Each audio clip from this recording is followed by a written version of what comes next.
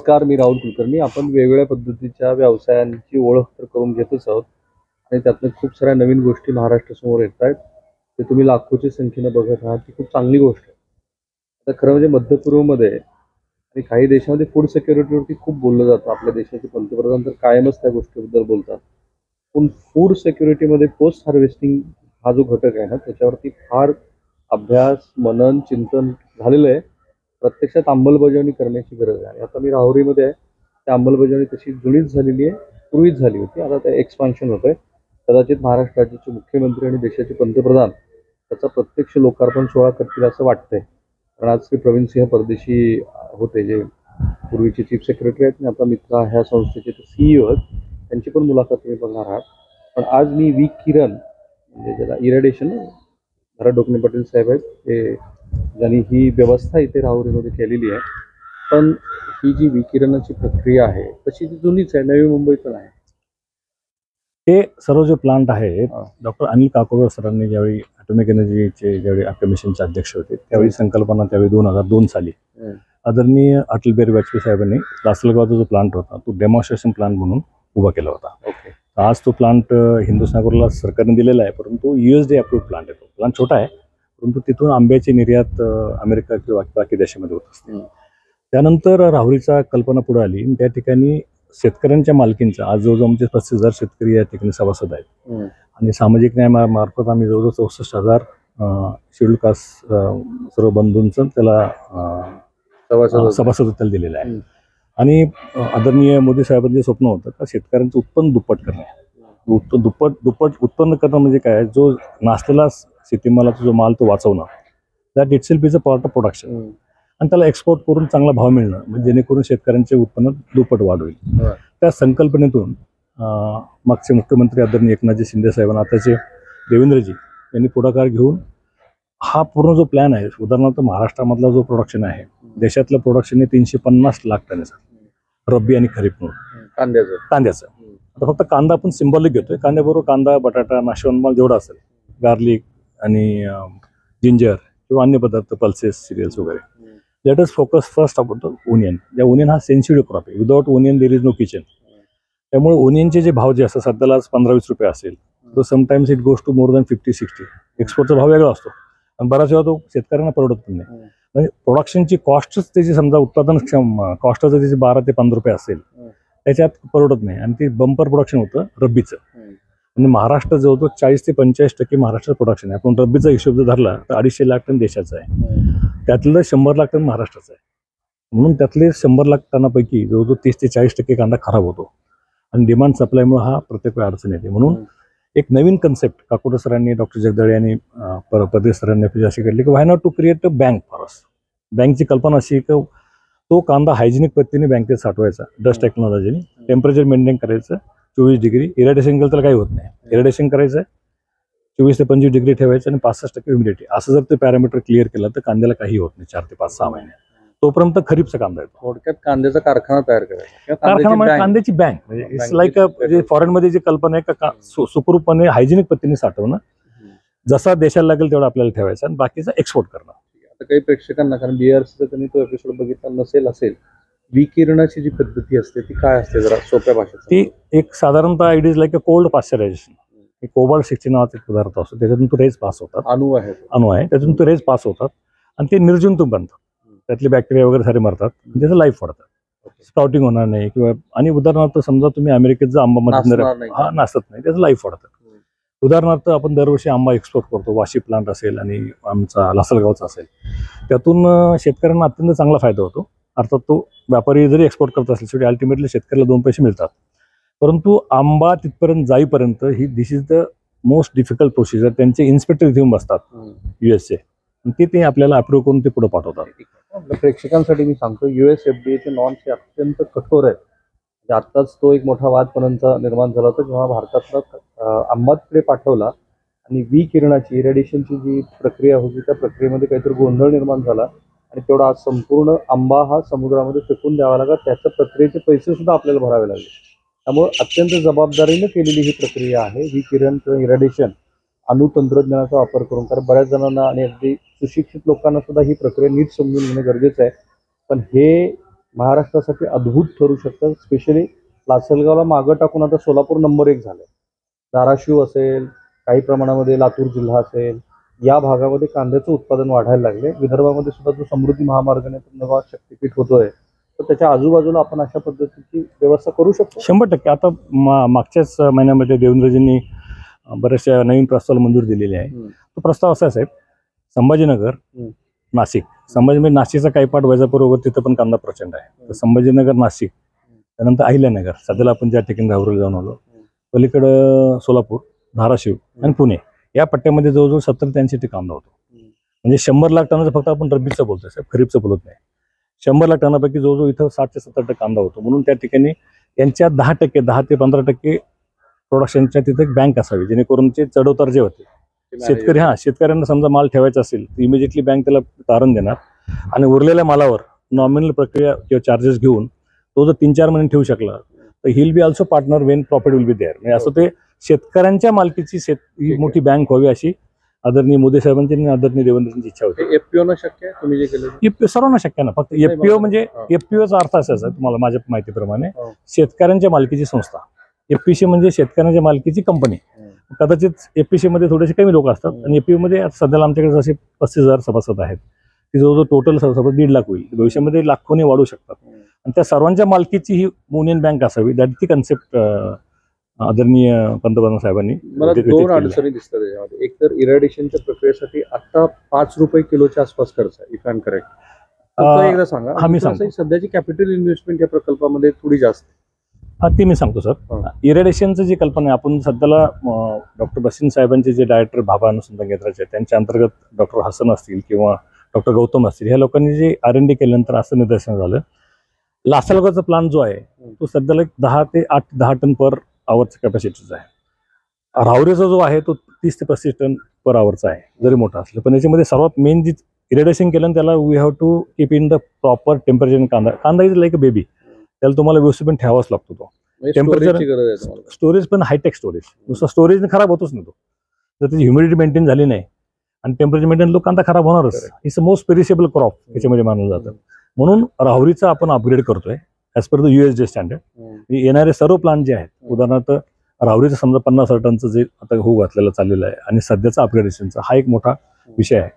आणि या ठिकाणी तो कदाचित डिसेंबरपर्यंत आपल्याला दोन्ही प्लांट आपले कम्प्लीट होण्याची दाट शक्यता आहे. आणि ते मग देशाला अर्पण करू शकतो आपण. आदरणीय आता पर केजी साधारणपणे आता मगाशी आपण कॉस्ट आपण जे बोलला, तर याची कॉस्ट जी आहे ना ती 1 ते 1.5 रुपये कॉस्ट पर केजी स्टोरेज इरॅडिएशन करून ठेवण्याची. येस, इरॅडिएशनची कॉस्ट 1 रुपये पर केजी धरू शकतो आपण. आणि मग स्टोरेजची कॉस्ट 10 पैसे पर केजी पर मंथ. म्हणजे आता याची कॉस्ट कधी वाढू शकतो मला सांगतो. जर बाजारातून प्रचंड व्याजाने तुम्ही पैसे घेतले तर मग ते production cost of the infrastructure फार लांब जाते. म्हणून गव्हर्नमेंट जी आपल्याला मदत करते की बाबा लँड स्वस्तात असावी, माफक म्हणजे दरात असावी आणि आपल्याला ग्रँडपेक्षा कॉस्ट ऑफ मनी ज्याला म्हणतो आपण, म्हणजे बिनव्याजी कर्ज असं कमी व्याजाचं जर समजा मिळालं तर याला कशाची गरज नाही. सेल्फ सफिशियंट प्रकल्प होऊ शकतो. मिनिमम किती मेट्रिक टनाचं इन्स्टॉलेशन चांगलं राहील आणि जास्तीत जास्त किती मेट्रिक टनापर्यंत करायला? आता आम्ही जे केले सर ते सुरुवातीला जे केलं डस्ट टेक्नॉलॉजी प्रमाणे एक चेंबर जो आहे तो जवळ 7,000 स्क्वेअर फीटचा असतो. त्यामध्ये 1,500 ते 2,000 टन आपण स्टोअर करू शकतो 4 मीटरपर्यंत. आपण सध्याला जे मागाशी राहुरीला जे बघितले जे होऊ घातलेलं आहे त्याला शासनाने मान्यता पण दिलेली आहे. ती आपण जवळजवळ 2 ते 2.5 टनच एक चेंबर करतोय. म्हणजे 25 चेंबर 50,000 टन असं. प्लस कॅपिटल इन्व्हेस्टमेंट आपण जवळजवळ त्याला आम्ही 149 कोटी पण त्याला खर्च शासनाने मान्य केलेला आहे. त्यामध्ये लँडची कॉस्ट वेगळी आहे, प्रकल्पाची कॉस्ट जवळ 122 कोटीपर्यंत आहे. त्यातलं शासन काय मदत करते, आम्ही बँकेने परवा आम्हाला काही सँक्शन केलं आहे आणि हळूहळू टप्प्याटप्प्याने आपण पुढे जातो. थोडक्यात हा 200 कोटी रुपयाची बँक आहे. 50,000 टनाची 150 कोटीपर्यंत लँड कॉस्ट ओव्हर. पण मग स्मॉल स्केलमध्ये जे आता हा प्रोग्राम जास्त पॉप्युलर कोणामध्ये की जे एंटरप्रेन्योर आहेत, जे मोठ्या 2,000-2,500 3,000 कोटीचा बिझनेस करतात, तर ते असतील किंवा जे आता इन्स्पायर झाले ह्या सगळ्या गोष्टी, तर मिनिमम साधारणतः कशी आता याची इरिटेशनची प्रकल्पाची कितीही कमीत कमी आपण घ्यायचा प्रयत्न केला तर 30 ते 40 कोटीपर्यंत त्याला खर्च येतो मिनिमम. आणि आपण जो आता सध्याला जो भाभा अनुसंधान केंद्र आपण ती परवा मुलाखत घेतली तर ती 5,000 टन पर डे ही शास्त्रज्ञांनी आपल्या काकोडे सरांच्या नेतृत्वाखाली केलेली आहे. आपले डायरेक्टर बसिन साहेब जे आहेत आणि बाकी त्यांची टीम जी आहे, डॉक्टर हसन असतील किंवा त्यांचे DA मधले जॉईंट सेक्रेटरी डायरेक्ट आता त्याच्यामध्ये एक नोडल ऑफिसर म्हणून नेमणं मगाशी डॉक्टर नितीन जावळे, ते सर्वांचे मॉनिटरिंग करून राहिले आहेत. म्हणून त्यांनी असं विचार केला का प्रोडक्शन कॅपॅसिटीच्या मानाने समजा आपण वर्षभर रिटेशन करू शकत नाही, कारण कांद्याची उत्पादन कधी होत असतं फेब्रुवारी एंड मार्च एप्रिल, त्या मधल्या काळात व्हायला पाहिजे. ते दिवसाला जर 5,000 टनचा आपण प्रकल्प केला तर 2-2.5 लाख टन आपण एका ठिकाणी स्टोअर करू शकतो. ती कॅपॅसिटी त्यांनी डिझाईन पण केलेली आहे, मागे मुलाखत घेतली होती. आणि दुसरे हे 5 जिल्ह्यामध्ये आपण 5 ठिकाणी 6 ठिकाणचं केलं ते 10 ते 15 लाख टनाचं आपलं स्टोरेज होऊ शकतो. तो कायमचा प्रश्न निकाल लागू शकतो असं शासनाचं मत झालेलं आहे. वैयक्तिक शेतकरी काय करू शकतात? वैयक्तिक सर्व प्रत्येक शेतकरी याच्यात सभासद होऊ शकतो ना त्या जिल्ह्यातला. आणि सभासद देण्याची काही गरज नाही. तो मतीने माल घातला म्हणून तो ऑटोमॅटिक सभासद झालाच पाहिजे. ते प्रत्येकाकडून कॅपिटल घ्यायची गरज नाही. शासन तसं आपल्याला मदत करताच ना. प्रत्येक शेतकरी माल घालणार तो सभासद होणार. आणि शेतकरी आणि शेतकरी उत्पादक आणि कामगार सर्वांना जर आपण हा प्रोग्राम जर केला तरच तो सक्सेस होईल. अदरवाईज आम्ही येऊन आमची पुढची पिढी असं काही काम इथून चालणार नाही. तर तुम्हाला सर्व हा पूर्ण प्रकल्प शेतकऱ्यांच्या मालकीचा जो पण होत नाही लाखो शेतकऱ्याच्या मालकीचा, तरच तो सक्सेस होण्याचे चान्सेस जास्त आहेत. काही तांत्रिक एक्सपर्ट्स असलेले हा प्रोग्राम बघतील. तुम्ही वरवर ते सांगलं की विकिरणाची पद्धती, रेडिएशन, ऍक्च्युअल फंक्शन कसं होतं, चेंबर कसे असतात, त्याच्यातनं कसा आपला प्रोडक्ट पास होतो ते सांगेल. चेंबर आपण तुम्हाला मगाशी जे बघितलं असेल तुम्हाला ते बघितलं. आणि शिवाय लासलगावला सुद्धा आपण गेला तर ते लाईव्ह तुम्हाला करता येईल.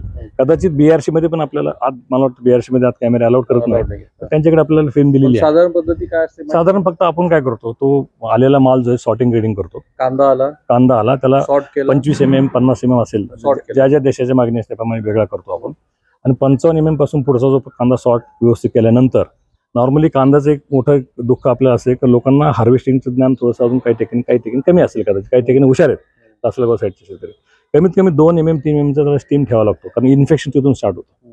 एकदा इरिटेशन झालं की ते इन्फेक्शन पूर्ण पॅक होतं, मग ते आत जातो माल. चेंबरमध्ये जाऊन त्याला काही सेकंद फक्त त्याला प्रोसेस दिली जाते. जे आपले ERBचे किंवा BRCचे नॉर्म्स असतील त्याचा डोस ठरलेला आहे. तो सारा कंट्रोल ERB केलं जातं. अत्यंत तांत्रिक पद्धतीने ते करतात. आणि तिथं RSO नावाचा एक अधिकारी असतो, रेडिओ सेफ्टी ऑफिसर असतो, आणि प्लांट ऑपरेटर असतो. ते सर्व BRC ट्रेन करतात. त्यांच्या नेतृत्वाखाली सेफ्टीचे नॉर्म्सवर हात करून तो कांदा किंवा नाशवंत तुम्हाला आत जातो. त्याला रेडिएशनची प्रक्रिया केली जाते, त्याला रेस पास होतात, परत तो बाहेर येतो. ते रेडिएशन प्रोसेसची जी प्रक्रिया फिक्स आहे. कांदा बटाटा प्रत्येक प्रॉडक्टला वेगवेगळी असते. पल्सेसला फिशला वगैरे जास्त डोस असतो. तो बाहेर आल्यानंतर मग you have to keep it in the storage in cold storage. मग कोल्ड स्टोरेज अर्थ असा आहे का समजा फिश -20 ला जातो, कांदा हा +24 ला आपण ठेवतो. बऱ्याच ठिकाणी कांदा 0 डिग्रीला पण ठेवतात. त्यामुळे तो कांदा सेफ राहतो. म्हणजे 5 ते 6 महिने till that time next season comes, खरीपचा येतो. मधल्या काळामध्ये रेट का वाढतो, मग त्या काळात शेतकरी त्याचा भाव ज्यावेळी त्याला आवडेल त्यावेळी तो विकू शकतो बाजारामध्ये. आणि नाही विकलं समजा कमी जास्त विकलं किंवा कमी जास्त प्रमाण विकलं, परंतु 45% जो कांदा खराब होतो 5-6 महिन्यामध्ये त्याचा तो वाचणार नसेल, तोच तो त्याचा मेन प्रॉफिट असणार. आणि उरलेला कांदा जो आहे राहुल, उरलेला कांदा जो आहे ना तो हायजेनिकली योग्य नसतो. म्हणजे फार तो कोंबलेला असतो, सडलेला असतो. त्यामुळे याचा जवळजवळ 60 ते 70% फायदा शेतकऱ्याला होऊ शकतो. गेल्या 2-4 वर्षाचा तुमचा जो अनुभव आहे तो पाहता ऑन एन ॲव्हरेज काय किती पर्सेंटेज मध्ये, रुपयामध्ये तुम्ही त्याचं मूल्य केलं की इतका तरी फायदा होतोच होतो? लोकांना त्यातून जास्त रस आहे. बरोबर, करेक्ट आहे. हे बघा आता मूल्य तुम्हाला सांगतो. मागच्या आता बांगलादेशाचा कांदा एक्सपोर्ट त्यांनी सध्याला शासनाने बंद केलेला आहे. आता ज्यावेळी सुरू होणार तो रेट वाढणार. नॉर्मली मार्च एप्रिल, तुम्ही जर मागचे 30 वर्षाचा अभ्यास केला, मार्च एप्रिल काही 15 मे पर्यंत हा कांद्याचा प्रोडक्शन कांदा रेट कमी असतो. मे जून नंतर पावसाळा आला की लोक आत ठेवतात बिचारे, आणि त्याला ह्युमिडिटीने तो कांदा खराब सुरुवात होतो. नंतर पावसाळा असतो आणि पुढचा कांदा जेव्हा येतो तो खरीपचा येतो, तो ऑक्टोबर एंडला नोव्हेंबरला येतो. तेव्हा मधल्या काळामध्ये बरोबर ते रेट वाढतात. बऱ्याच वेळा तो सरकारला पण त्रास होतो कांद्याचा रेटचा वगैरे. म्हणून शेतकऱ्यांचा खऱ्या अर्थाने फायदा घ्यायचा असेल तर हा कांदा 50% जो खराब होतो तो आपण एक्सपोर्ट करू शकतो. म्हणजे आपण सध्याच्या प्रोडक्शन हातच लावत नाही. जो कांदा खराब होतो प्रोडक्शनने या टेक्नॉलॉजी वाचून तो जरी एक्सपोर्ट केला तो शेतकरी उत्पन्न. त्यामुळे असा गैरसमज करून घेऊ नका की फक्त तो खराब होणाऱ्या कांद्यावरतीच कॉन्सन्ट्रेट. नाही, मी सांगतो काय याच्यामध्ये. हे बघा, कांदा जमीन तेवढीच आहे, माणसं वाढून राहिलेली आहेत. शेवटी प्रोडक्शन किती झालं त्याचं प्रोडक्शनला लिमिट आहेत ना आपल्या देशामध्ये. म्हणजे खराब होण्याचं प्रोडक्शन जरी आपण वाचवलं म्हणजे ते कांदा खराब, that is also part of production. तोच महत्वाचा भाग. फक्त कांद्यापुरतं मर्यादित गोष्ट नाही. मी कारण श्री अनिल काकोडकर यांच्याशी बोललो आणि राज्याच्या मुख्यमंत्र्यांनाही आम्ही अनेक वेळेला हे प्रश्न विचारले. आता प्रवीण सिंह परदेशींची मुलाखत काही अंश तुम्ही त्याची बघणारच आहात. हे फक्त कांद्यापुरतं मर्यादित नाही, हे तुम्ही सुरुवातीपासून सांगताय. हा, कांदा हा सिम्बॉल, कांदा हा साहेब सिम्बॉलिक आहे. कांदा कसं असतं, कांदा without onion potato there is no चीज. अजून बाकीच्या गोष्टी अनेक ठिकाणी सिरियल्स आहेत, पल्सेस आहेत, डाळी आहेत, गहू आहे, तांदूळ आहे. आता मगाशी आपल्याला तुम्हाला दाखवलं BRC सायंटिस्टनी 2.5 वर्षापूर्वी तो गहू हो. इरेट केला, तो अजून तो फ्रेश आहे, मनुके आहे, ड्रायफ्रुट्स आहे. आणि तो बाकीचे उरलेला जे खाद्य आहे किंवा गहू असेल तो 6 महिन्यात खराब होतो, त्याला किती लागते ना. ग्रेट. आणि ती that is dangerous for hygienic. म्हणजे इरेडिएशन केलेला जो पदार्थ अमेरिकी ज्या जसं बंधनकारक आहे, तसं स्पेसमध्ये जातात सायंटिस्ट जातात, त्यांना सुद्धा हेच खाद्य दिले जातं. It is so important hygienically also. आता जर जागतिक पुरवठा साखळीचा आपण भाग असू, तर हे तुम्ही जे आज करत आहात त्याची जगामध्ये कुठे बाजारपेठ आहे? हे बघा, अमेरिकेचा वारंवार उल्लेख केला. अमेरिकेमध्ये हे बघा, तसं अमेरिकेमध्ये 35 ते 40 दिवस आपल्याला तिथे जहाजाने शिपणी जात असतं, तो पण कांदा बऱ्यापैकी तिथे खराब होतो. इरेडिएशन केलेला बरेचसे आमचे शेतकरी आणि APO शेतकऱ्यांपेक्षा बाहेरचे एक्सपोर्टर बरेचसे आमचे घेऊन जातात, तिथपर्यंत पोहोचतो, रेटही चांगला मिळतो, परंतु प्रमाण कमी आहे, कारण आपलं व्हॉल्यूम इतका मोठा आहे. म्हणजे we are talking in lakhs of tons, म्हणजे 100 लाख टन नुसतं आपल्या महाराष्ट्राचं आहे, त्यातलं जर अमेरिकेला जास्त किती जाऊ शकतो, 10-20 हजार टन, 25,000 टन. पण खरी मार्केट आहे ती तुमची UAE मार्केट आहे, बाकी मध्यपूर्व तिथं आहे, प्लस तुमचे मिना कंट्रीज आहे, तिथे आपण जाऊ शकतो. भारत देशातच भरमसाठ लागू शकतो साहेब, आपले 140 कोटी आपण आहोत, म्हणजे आपलं पण लागतंच ना, म्हणजे डिमांड अँड सप्लाय प्रमाणे. नॉर्थला पण रेट जास्त असतं, बऱ्याच साऊथला रेट जास्त असतं. हे जरी बॅलन्स केलं आपलं, तरी या प्रॉफिट मी शेतकऱ्यांना काय साहेब, प्रोडक्शन कॉस्टच 12 रुपये. ठीक आहे. Is very happy. 15-20 रुपये जर शेतकऱ्याला मिळेल तर तो आनंदी राहतो. पण जर का 10च्या खाली 8च्या खाली गेले तर आता सध्याचा गोंधळ तसा होतो ना, तर प्रोडक्शन कॉस्ट निघत नाही साहेब. आणि आपला मेन उद्देश आहे, आदरणीय पंतप्रधान साहेब असतील, तर देवेंद्रजी असतील, CM सर असतील, आपले या सर्वांचा उद्देश असा आहे की शेतकऱ्यांच्या उत्पन्नात वाढ झालीच पाहिजे, म्हणून हा ऐतिहासिक निर्णय झालेला आहे आता. युनियन बँक आणि ॲग्रो बँक तयार करतात. अडचण मी तुम्हाला सांगतो, तुमचा जर फोन नंबर दिला तर शेकडोच्या संख्येने लोकांचे फोन येतील. आपल्याला कोणाचा नंबर द्यायचा आहे, कारण लोकांच्या मनात असंख्य प्रश्न असतात. असू द्या सर, प्रश्न फोनवर शक्य होणार नाही. आपण समजा 2-4 महिन्यापासून आपण अभ्यास करतो, तुम्ही BRCत गेले आहात, तर मला असं वाटतं आपण कुठला असं मेकॅनिझम आहे की जिथे लोकांना प्रश्न पडले तर आपण करू शकतो, किंवा आपण एक काही शास्त्रज्ञ वेबसाईट आहे तुमची किंवा नाही, वेबसाईट आमची आहे, परंतु प्रत्यक्ष शेतकरी आपण या ठिकाणी बोलू शकतो ना, काय समजा असं वाटलं किंवा त्या ठिकाणी आपण जाऊ शकतो, संबोधन करू शकतो. तुम्ही असं म्हणजे बरोबर असेल, काही जिल्ह्यामध्ये आपण एक प्रोग्राम घेऊ शकतो. सर्वांना एवढं समाधान करणं शक्य नाही. समजा तुम्ही एवढे तज्ज्ञ असताना सुद्धा आपल्याला 5-6 आपल्या मिटिंग झालेल्या आहेत, आणि अत्यंत अभ्यासू राहुलजी असल्यामुळे तरी सुद्धा आपल्याला एवढा वेळ लागतोच. शेतकऱ्यांना प्रक्रिया समजून घ्यायची. आता त्यांचा संपर्क क्रमांकापेक्षा राहुरीत आपलं हे सेंटर जी लासलगावला आहे. आता राहुरी सेंटर आपण अपग्रेड करताना आपण ARBला आम्ही आता कॉन्टॅक्ट केलेला आहे. ते 1-2 महिन्यामध्ये ते पूर्ण सेटअप तयार म्हणजे होणारच आहे. बाकीचं आमचं प्रोसेस चालू आहे. IQF असेल, कोल्ड असेल, डिहायड्रेशन प्लांट असेल, पण हे मेन सेंटर आपण पूर्णतः अपग्रेड करतो as per the USG standard. तर ॲटॉमिक एनर्जी रेग्युलेटरी बोर्ड आहे, त्यांचे काही नियम असतात, त्या नियमानुसार 1 महिना 1.5 महिन्यामध्ये आमचं काम ते पूर्ण होणार आहे. त्यामुळे राहुरीतला एक मोठा प्लांट आपला एक्सपोर्टला तो पूर्ण पूरक होईल. लासलगावचा आहे, कळवणचा आहे, वाशीमध्ये पण आपल्या पणन विभागाचा एक प्लांट चांगला प्लांट आहे, छोटा आहे परंतु छान आहे तो. अशा अनेक प्लांटची गरज आहे, 2-4 प्लांटची गरज होणार नाही. ते होणार नाही. Thank you so much. थँक्यू. मला आनंद आहे की अनेक अमेरिकेतनं लोक आता आम्हाला निमंत्रण पाठवत आहेत, दुबईतनं बऱ्याच लोकांनी निमंत्रण पाठवली आहेत, महाराष्ट्रातनं तर खूप ठिकाणातनं ती निमंत्रण येत आहेत. कारण ज्या पद्धतीची ही मालिका सुरू आहे, ज्या वेळेला आपण आपलं उरणचं आणि आता येऊ घातलेलं पण जे पोर्ट तुम्हाला दाखवलं, तर ती एक्सपोर्टची प्रक्रिया होती. आता इन्व्हेंटरीची गोष्ट पण मी तुम्हाला दाखवली, 7-7.5 हजार कोटीचे बिझनेस तुम्ही बघितले. मला असं वाटतं की त्या सगळ्यापेक्षा त्याच तुलनेचा हा महत्त्वाचा व्यवसाय आहे, कारण ह्याच्यातनं शेतकऱ्यांना काही शाश्वत गोष्टी मिळण्याची शक्यता वाढीला लागलेली, की मिळेलच की नाही ते प्रत्यक्षात बाजारपेठेचं गणित, पुरवठ्याचं गणित, प्रत्यक्ष तो दर्जा असं सगळ्यावर अवलंबून आहे. आणि म्हणूनच ह्या प्रकल्पाकडे आपलं बारकाईने लक्ष आहे. मी आवर्जून पुण्यावरून आज या कार्यक्रमासाठी केवळ तुम्हाला यातनं काहीतरी कळावं म्हणून आले. कॅमेरामन निकेतन मानेसह मी राहुल कुलकर्णी, NDTV मराठी, राहुरी, जिल्हा